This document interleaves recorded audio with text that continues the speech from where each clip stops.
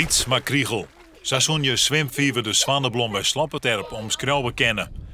Maar de wetterkwaliteit goed houden is net zo eenvoudig in zo'n Liets hoekje wetter. Dus waren zwimmers hier regelmatig confronteren met een waskoging van blauwalg. Die dagen liep je nog voorbij, maar dan kon een helofietenfilter.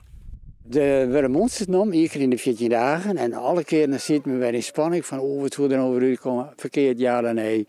En nu is die spanning in feite voort, want dat moet goed zijn natuurlijk. Het rent nou als een trein, dus geen spanning meer, heel noffelijk. Kom maar te zien en kom maar te analyseren hier en het is prima wetter. De zwemmers komen uit de hielomjouwing voort. Voor de dwarpen in de omkrieten, maar ook voor de gasten van deze minicamping, is de verzending een uitkomst. Het filter kan een soort ha. Ja, dit hele fietenfilter brengt kwart zijn de s'morgens uit het wetter aan. Het s'morgenwetter wordt op het filter pompt. Dat zakt dan stadig door een zon bij hem. In het zon leven bacteriën die dit s'morgens opeten en ik in lietse stikjes uitbrekken. Die lietse stikjes die worden dan weer als voeding gebruikt voor het rijt.